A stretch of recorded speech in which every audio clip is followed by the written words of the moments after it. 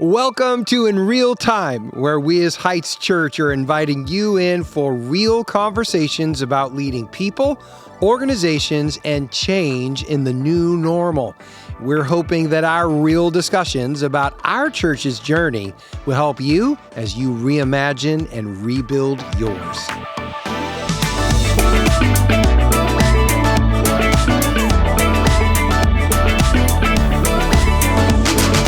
Hello, Craig here, and welcome to In Real Time, where we're having real conversations about leading people, organization, and change. And today, well, we're wrapping up our series on leadership longevity. A lot of people are asking the question these days, should I leave? And we're asking a different question. What if I stayed? Yeah. Well, we're going to wrap this up today. We got some really exciting content for you. I want to remind you to please hit the like button, the subscribe button, or the bell notification so you don't miss one episode. And now I've got two guests with me today. Why don't you two introduce yourselves? So I'm Jen Yarbrough, one of our associate pastors here, helping out mostly with administration and restoration ministries. Yes, awesome. And I am Justin. I'm the life groups pastor. I oversee hospitality and our young adults. Yes, awesome. Wonderful. Well, as we are wrapping this up, there's been a lot of different directions that this has gone in. And honestly, I thought this was going to be a 3-part series, and it turned into 6. So we are wrapping this Kinda one like up, his though, message today, series. we promise. But we had to do number 6 because as we were thinking about the reasons for staying, why would I stay, should I stay, what we realized was that if you stay, there are some things that you do want to prepare yourself for. Yes. Now, the truth is, these things are going to happen whether you stay or whether you go. But it is important to know that if you stay, you need to prepare yourself for it. Because when you go through these difficult challenges or these things that we're going to talk about, it's not a reason to just go. There are things that just happen. Right. And then we need to learn, we need to get good at managing ourselves through them. Yes. And although I think they're going to become self-explanatory as we dive in. Yeah. But we recognize, though, off the bat, we've started each with our episodes, and I want to do it today too. There are reasons that people will move on. Mm-hmm. Obviously, Jen and I, we were at a church before this. We both came here, and we did it to plant this church. God called us to do it. Yes, he did. And so there are good reasons to move. And so we're not saying that. Don't feel guilt over that. But we also want to acknowledge there are good reasons to stay. Yeah. And so this is what it's for. So today we're talking about things to prepare ourselves for if we're going to stay in healthy situations for long terms. So what is first on that list that we made right off the bat? We've all had to work through this one. Well, this is one of those that when we were talking about leadership longevity, I was like, oh, this was one I didn't see coming. We need to warn people about this. People are going to come and go, right? Yeah. That's just a reality of church and the nature of life. People come in your life, they go out of your life. Sometimes it's painful. Sometimes it's a blessing. Like, hey, I'm so excited. You're moving into something really cool that God's doing in your life. Yeah, right. And so we celebrate that. Almost ascending. Right. Yeah. And yet there's this like rub of I'm happy and sad because I love you and I'm excited for you and I'm sad because I'm going to miss you. Yeah. Right? I'm going to miss having you a part of my life and stuff like that. Sometimes they end really well. Sometimes they just end poorly. And sometimes we just get ghosted. Like all of a sudden they're gone and you're like, where? Have you seen so-and-so? I haven't seen so-and-so. And you text them and there's no response. You call them and there's no response. And then sometimes you just get misunderstood. And, you've done something, you've said something that completely someone has twisted or completely misunderstood the intention behind it. And they leave. They just go. And so I think that's one of those things that for me about longevity is, gosh, I should have thought about this piece in that process. Right. because there's something that we'll get into a little bit later in this podcast is the tools to deal with it. Right. But that's, for me, that was it. You got to prepare yourself that people are going to come and go. Yeah, and it is important to know that we're going to get to some tools to deal with some of these things because we need some tools to deal with some of these things. Right. But it is important, if you're going to stay somewhere longer term, you do need to prepare yourself. People will come and go. And a statistic that most people don't know is that every church actually has about a 10% loss rate every year just from people moving. So they're not mad. They're not upset. They just got a different job. They got transferred or they retired or something. 10%, that's a lot of people every single year. Right. Yeah. And so people are going to come and go. So we need to prepare ourselves for that. Yeah. Yeah. Another one is we need to prepare ourselves that staff will come and go. And it's just a lot of senior leads. And what did you say? What did you say? You're trying to say something? No, I am teasing. not trying to say. Yeah, I am. I'm trying to say that the two of you are staying. You guys That's what are I'm stuck saying. with me? You're staying. So staff will come and go, and senior leads are going to deal with this a lot more often. But that's just the reality of it. And if you're a board member, if you're a person, a lay leader that's intricately involved within your church, then you just need to know that staff is going to come and go. And yeah, sometimes it's painful. Sometimes it ends well. Sometimes it ends poorly. Sometimes you get ghosted. Sometimes you feel misunderstood. And I have found that with staff and with people who go, I just think it's important that we take the stance of be grateful for the part I got to play in their life. And I hope that it helps them, whether they recognize that I was able to deposit something good in their life or not. Yeah. I'm just hoping that in some way I was able to be a help for them. Yeah. So, but with these first two, Jen, I think it's important that we realize that there's another thing we need to prepare ourselves for, which is the third thing on our list for a reason. Which is about lean years. And no, that would I be skipped. about Whoops. Grieving your losses. That's Rather right. than holding on to them. I think that's so huge. And me, my restoration ministry's heart, that just bleeds over into the emotional stuff we got to deal with and all that from the past. But specifically addressing that here in this context for all the leaders listening, it is these losses that of people moving on and staff that we don't want to cause to turn into bitterness. Right. It's just part of guarding our heart and making sure that we're taking healthy steps to go through that grief cycle. Yeah. It's there for a reason, but so many of us, for whatever reason, never learned how to handle loss in a healthy way. Boy, say I that sure again didn't. for the people in the back. Well, it's just, I hate to say it, but it's part of being human in a broken world. Yeah. And it can so easily go sideways and get us into a place that's really unhealthy. And so as we experience this ups and downs of leadership, it's just guarding our heart and making sure we just go to the Lord with those places of pain and even just find a safe person to talk it out with. Kind of just depends on you, what you need for you. Right. Whatever your style is. And that might to be a release counselor that you need to Could go be see. Therapy, I could be know a lot of mentor, pastors who are seeing someone. could be journaling. Yeah. It just kind of depends on your wiring. Maybe you need to go out into the wilderness and just be alone with camping. the Lord. Get a Jeep. Yeah. Is that why you got your Jeep? Well, you're not far off. Good God days up there in the hills, Absolutely. right? Well, you know, Sure. Yeah. I mean, I think when I always think of grief, I think I'm reminded of myself, and I have to remind myself, not everybody grieves the same way. Right. Yes. And so That's right. my grief may look like this. Your grief may look totally different than mine. We're still grieving. It just looks different. And so I've got to give grace to those around me who are grieving as well. Yeah. And I have to give myself the space and the freedom to do that because I'm still grieving Pastor Cheryl.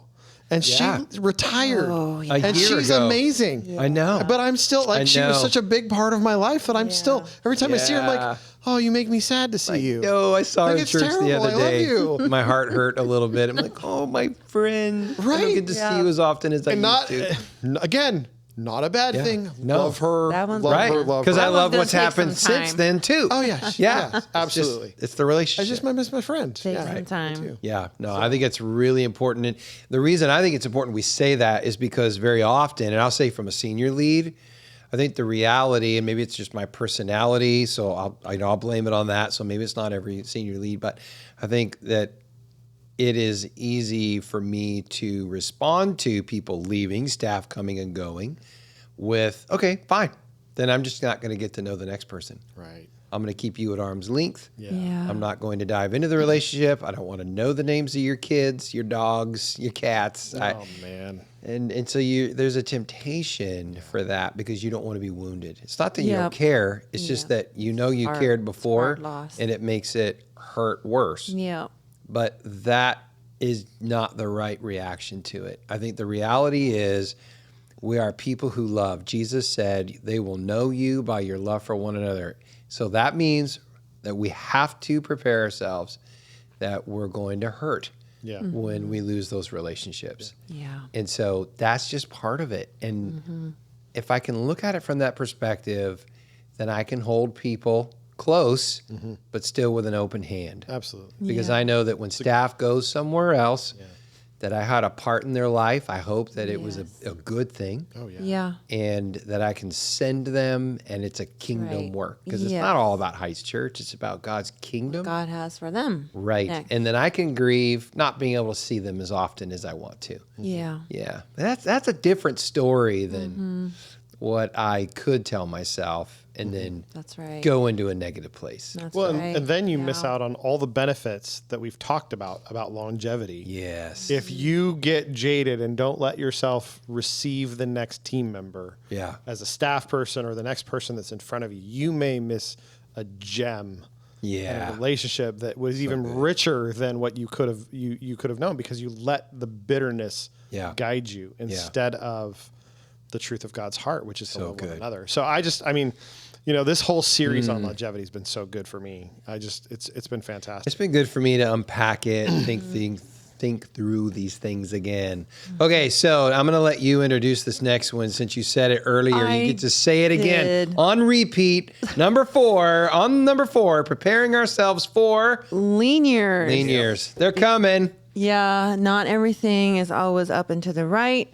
Most of it isn't. It's just the daily work of leadership fundamentals that Yeah. aren't sexy, and few, if any, will applaud you for it. That's right. People aren't going to pat you on the back, applaud you as you come into work every day and just bring emails. a clear mind and a cleansed heart. They're not going to do that. Yeah. Keep your heart, mind, and clean. Your mind and heart clean. Yeah. They're not going to applaud you that. But Yeah. but when you in the lean years put in the daily work of character and just do the work of God, work of kingdom, work of the next person Yeah. in front of you, Yeah.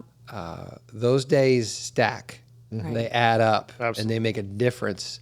And one day you're going to find yourself, because you're there, over time, you're going to realize that a day came that things shifted in a really good way.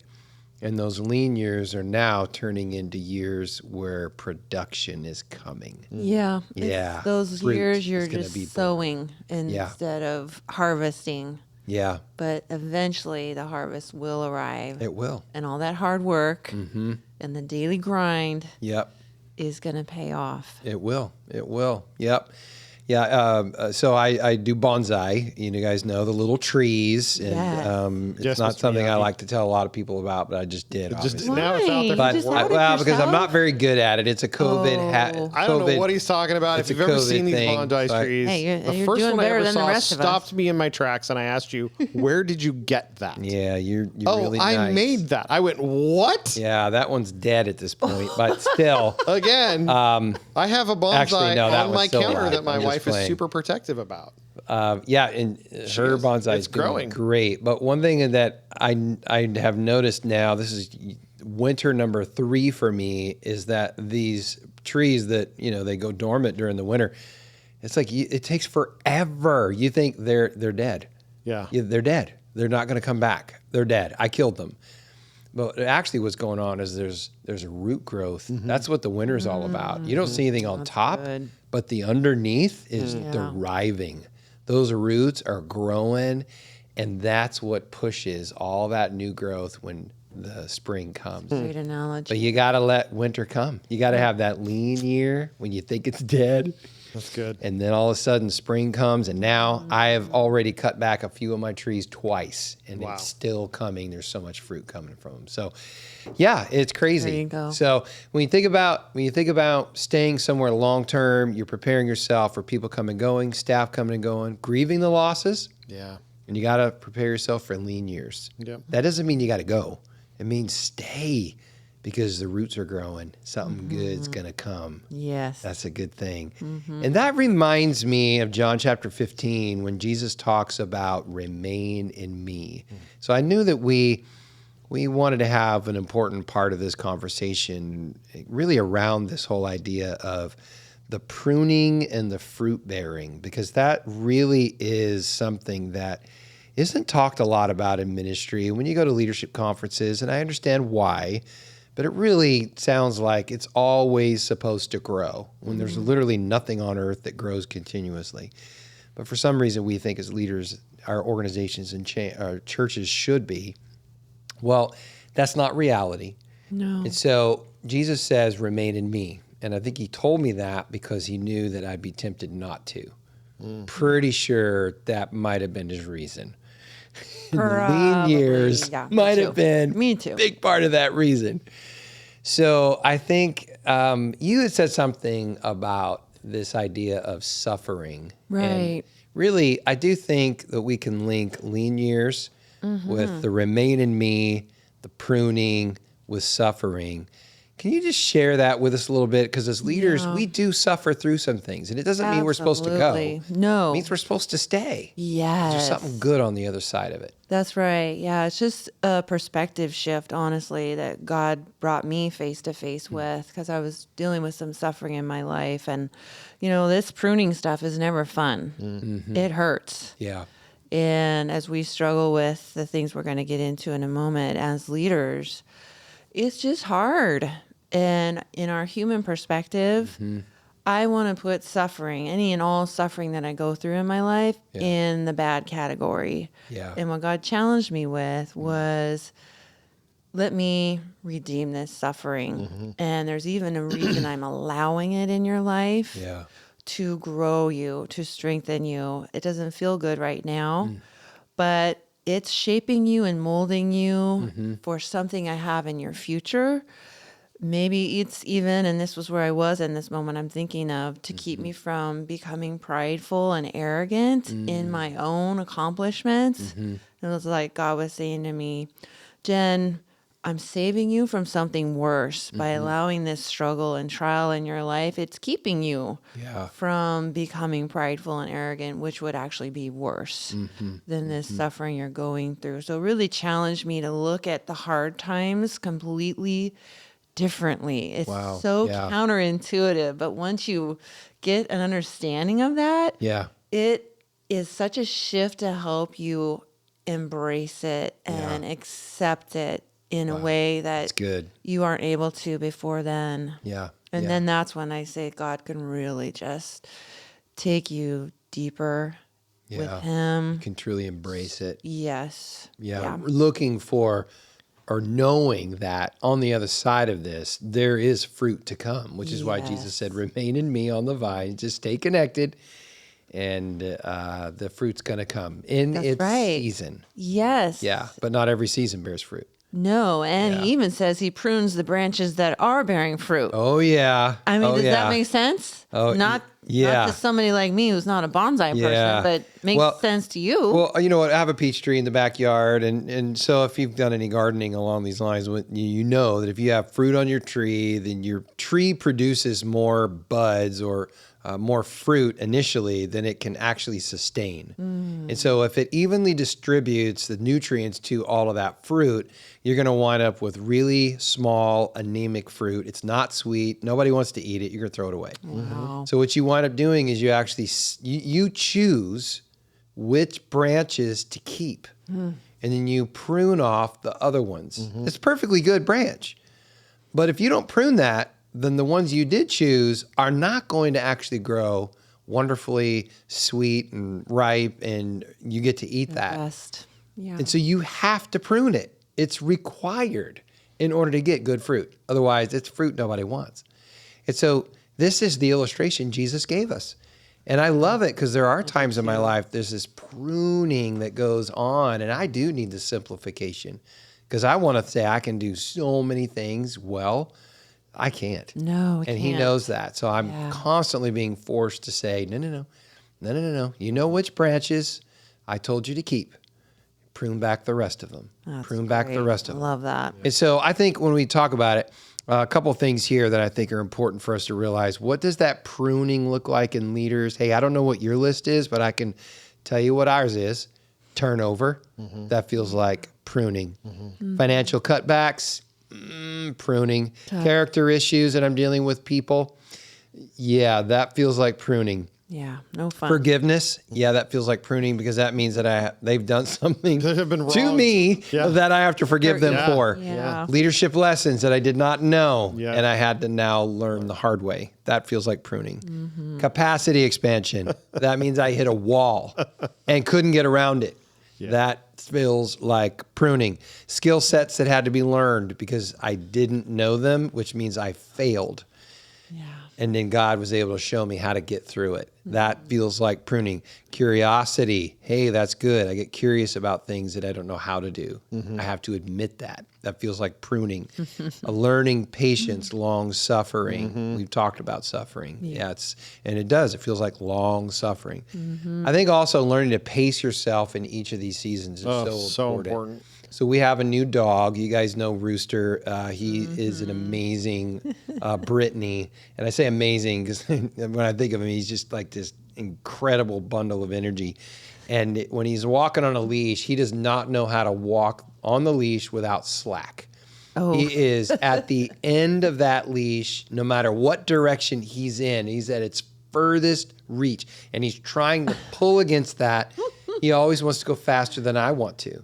Even if I'm running, it doesn't matter. He's going to go faster. And so by the time we get done with that walk, he's probably walked twice as far because he's put so much energy. And I realized one of the things, I do that. Pacing and learning the pace of ministry and life coming out of the last 3 years, the pace was, let's just call it nuts. Too fast. Way too fast. And it went on for way too long. At the end of the leash the entire time, because it's what it felt like we had to do in order to stay up with it all. Yes. And to survive. But now I don't naturally feel how to do it any other way. And so I have to prune back, which means making myself uncomfortable with my schedule, doing things that I have felt required of me in the last season. I'm having to pull those back now, and it feels like pruning. Yeah. It feels like pruning. It's a weird experience, but that pace is really important, and I think a lot of leaders understand what I'm talking about with this. Yeah. And we do. We have to pull back. And that's part of that remaining in me with Jesus to help him tell us, all right, time to slow down on this. Yes. You don't run a marathon at the same pace for every mile. No. You do Not unless change you're like it an up ultra, throughout the Yeah. pro, marathon. but who's Right. trained. Yeah. I mean, those guys are crazy. Like Right. the best of the best of the best of the best. Yeah. So when we're talking about pruning, those are some of the things that I know we experience. So now let's talk about what's on the other side of pruning. It moves you into a Yay. season of Fruit bearing. fruit bearing. Absolutely. Yes. Fruit bearing. And harvesting. I always love that, Jen. You get this look of anticipation for the next thing. That's so good. Yeah, the fruit bearing season. It's a good season. Yeah, we like talking about that. Yeah. Well, and it's fun. the personal, it's the outside of, okay, my capacity's grown. All of a sudden I find a new comfort level and new pace, right? Yep. You find the healthy rhythms, you've forgiven, there's peace in your heart again. You have shifted from the mindset of being sad and frustrated, and you've healed from the grieving, right? Like the grieving process has run its course. Yes. And now you're on the other side of a lot of these things in which, and here's what's interesting about this. some things I'm still growing in, some things I'm on the other side of, right? And so that's true. there's a mix of both at all times. That's a great point. Like, even though I'm still being pruned in this area, all of a sudden my capacity is different in this area. Yeah. And so I'm getting fruit in this area because of what's going on with the young adults or whatever. And so I just think that there's a mix of that in the midst of this that just needs to be acknowledged. Yeah. That just because you're not up into the right with some things, you may be in others. That's right. God may be doing other things, that, hey, it's this branch that I need to chill for a minute. It's actually unhealthy because it's got too much fruit on it. I'm going to pull some of that back. Yeah. Because like you were saying, some fruit, when the tree does that, they become anemic fruit. They're not actually what God wants. So Yeah, and the truth is about that branch, even the ones I keep, I still have to thin it. yeah, oh, absolutely. You can't keep every peach that's on that branch because they are not going to get ripe either. Yeah, exactly. Yeah, it just doesn't work like that. Yeah.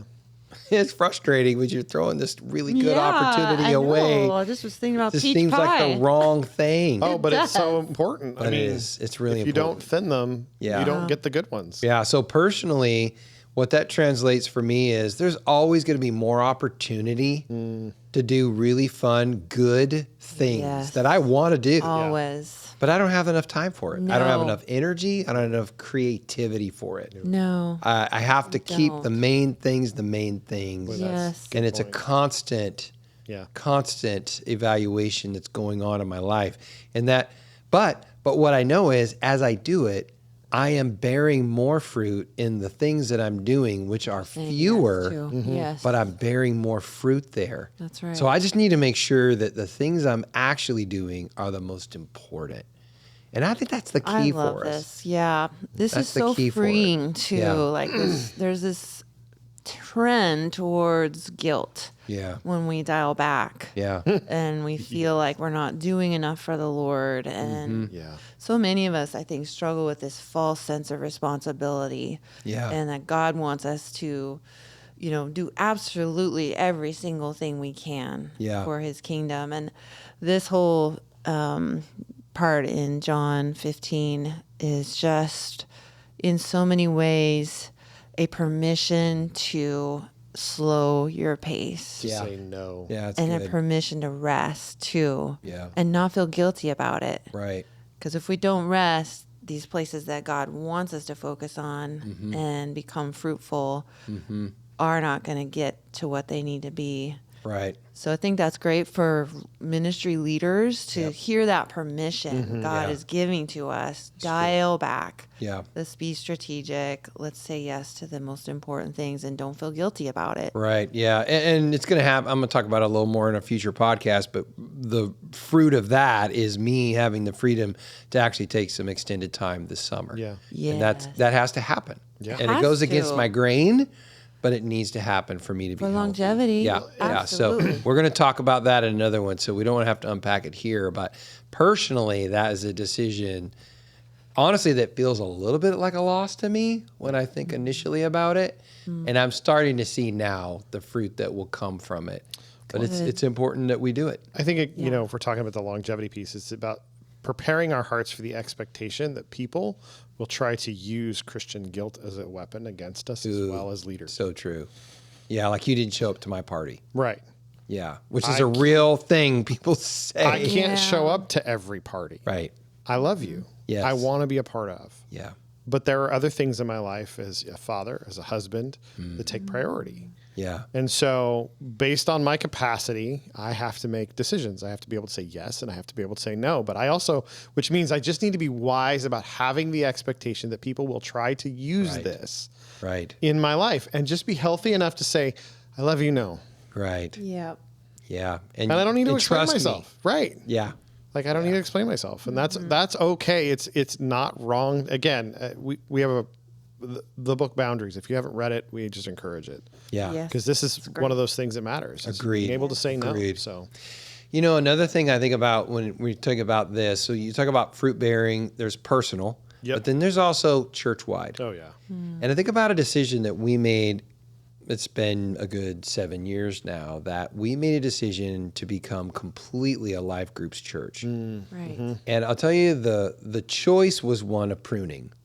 Yes, it was. Because now that I look back on that decision in light of this, what I recognize is what we chose to do is we cut the branches, we thinned the fruit Yeah, that's that right. everybody else calls events.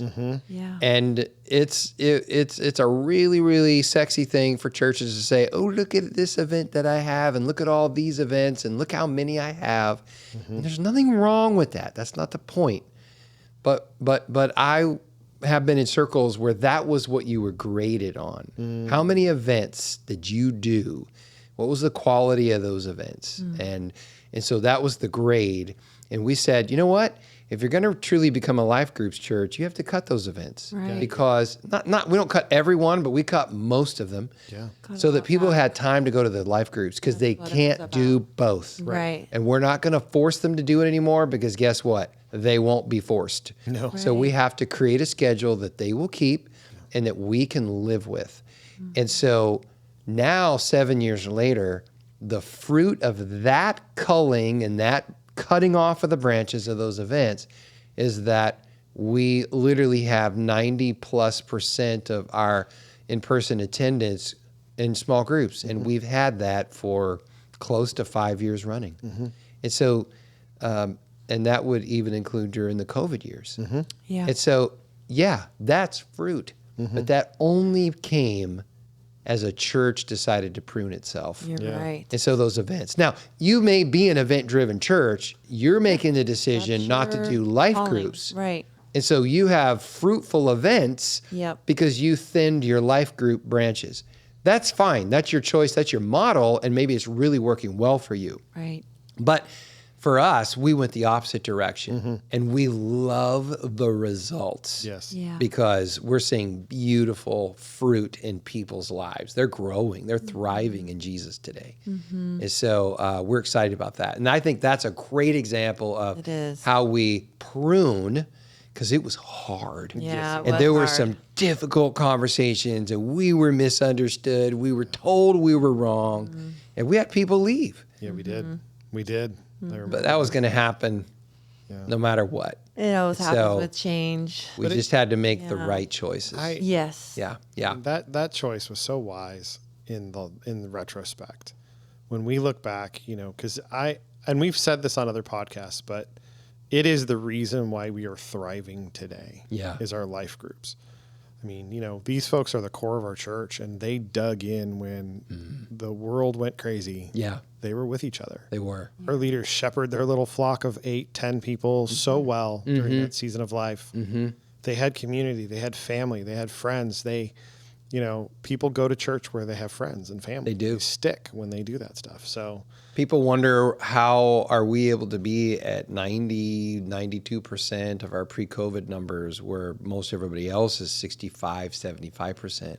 And I can absolutely say it's the fruit of the pruning we did years ago. Those life groups held everyone together. Yes. Now, we lost some. There's no doubt we about did, it. and Yeah. But we're not we saying that. retained so many more. Right. And that was the reason why. That was the one choice Yes. that we made that was Yep. so massive. Yeah. So I love that. And as we're kind of moving towards the end of this conversation, Yeah. a couple of other things that we are preparing ourselves for is to allow Jesus to carry weight with us. We're going to carry weight. We're leaders. That's what we do. We take responsibility for things, and we know that we're integral for success. God wants to use us. We're available for that. But we have to prepare ourselves to let Jesus carry the weight with us. It is not our load No. to bear alone. No. We bear it with him. Yes.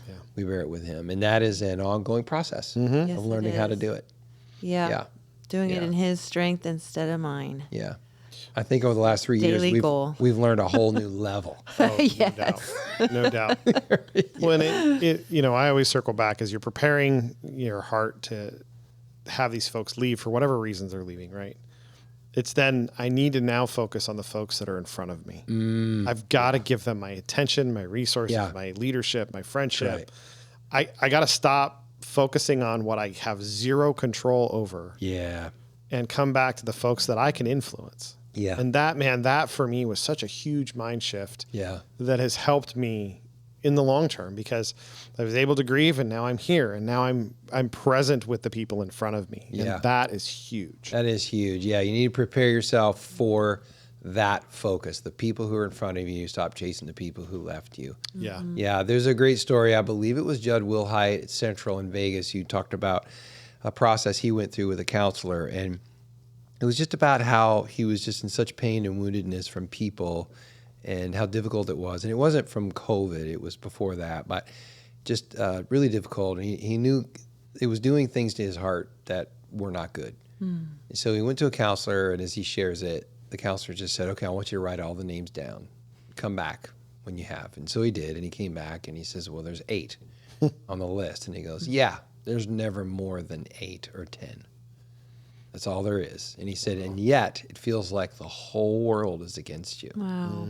And he said, it completely flipped my perspective, because I realized out of all these people, there's only 8 to 10. Yeah. And that 8 to 10 is literally directing all of my emotional energy. And I think the world's against me, where really there are literally thousands who are for me. Yes. My mind's not on them at all. Right. We need to focus on those who are in front of us. I mean, I heard that story and I'm like, oh, I'm an idiot. That's me. Why didn't I already know this? Oh, human nature, I think. Yeah. Ooh. Yeah, it's good. that All right, too. we got one more. Prepare yourself for. Yes. All right, the drum roll, please. Jen, you want to do this one? Oh, come on, gosh. Jen. Grieving the loss of my preferences. Yeah. Yep. I mean, I don't get it my way. Yeah. I really like it my way. Yeah. If That's- you're going to stay that's hard. somewhere long term, you're going to have to share ministry, Yeah. which means it's not going to happen 100% of the way you want it. Yeah. It's not going to be your song list every Sunday morning. Right. Even though you like your worship, it's not going to be the one you'd pick. No. You got to let those worship leaders lead. Yep. You got to let people lead. It's never going to be 100% of what you want. Yes. And let's just be honest. Your spouse doesn't give you 100% of what you want either. So don't tell me it's not a viable working relationship. You can make it Right. work. Absolutely. You need to let that happen. You need to let people lead through their personalities and get the good job done. Yep. Yeah. No one's ever been going to be good enough to do it No. the way you would. That's Well, how we think. But it get- doesn't have to be. No. God can use all of us, Yeah. and we need to share the load. Well, now I got to stay in my lane. Other Yeah. people are called to do other things. And I got to Yeah. trust God's calling for them Yeah. and recognize I'm doing what God's calling me to do. I'm going to let them do what God's calling them to do. Yeah. And it is going to be different That's right. because I'm not called to do what they're doing. That's right. Yeah. That's right. And it's a good thing because I don't have time Yeah. to do what they're doing. Well, So it won't get I done. would be a terrible worship leader. Yeah. Or I'm going to be burnt out, fried, and divorced. Toasted. So, Yeah. Well, and let's not forget, sometimes it is get mo. It's good enough to move on. yeah. Yeah. I mean, right. like that one right there. That's right. You got to give yourself permission. Get mo. Good Get enough mo. to move on. I remember when Craig Rochelle Oh my brought gosh, that we were at all the just like, GLS. It was What? awesome. He's hilarious. Yeah. we can say that? Yeah. I remember it became a mantra in the office for like, we were saying it all the time. Yeah. Because we're like, no, this is get mo. This is good enough to move on. This is We good, yeah. we are at 80% or 70%. We don't need to dial that last little Yeah. thing out of this Yeah. because it's just Yeah. taking too much energy. That's Yeah. right. That last little thing's not going to do No. anything more for what the production is we need this to Right. to produce. So It's not going to give me the results yeah. that I need. So I think the point is if somebody else can do it 70% of what you would do, you can hand it off. It's good enough.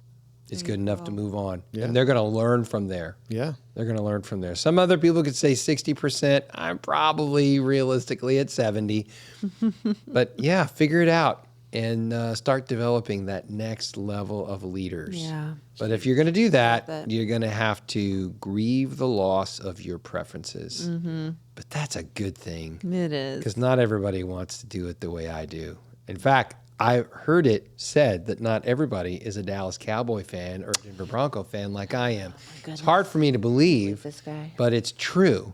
And there are other fans in our church. So Yes. I need to be able to let them express themselves 49ers. as well, no matter how ridiculous they are. 49ers. So this is good. Hey, anything else we need to say about this one? What we're preparing ourselves for? If you're listening to this and you're a football fan of another team, please ignore our pastor. You didn't need to say that. I was going to say something profound. Were you? Yes. Go. God loves to help us. I love his heart, and this whole episode we've been talking about. Yeah. He loves to help us. So no matter where you are today in starting with all this stuff, That's right. just cry out to him. He'll Yes. meet you right where you are, show right. you what the very next step is. He's a Yes. faithful, good God. Yes, he is. Remain in me, because I'm Yes. tempted not to. Oh, man. Hey, this has been a great series on leadership longevity. There's certainly more to talk about. These are just the things we talked about. So, but we hope that this conversation is helping you as you're leading people, organization, and change. And if you like this episode, please hit the like button, subscribe, or the bell notification. And that way you won't miss a single episode. Thanks for joining us today. Thanks for the two of you being with me today in real time. And we'll see you next time.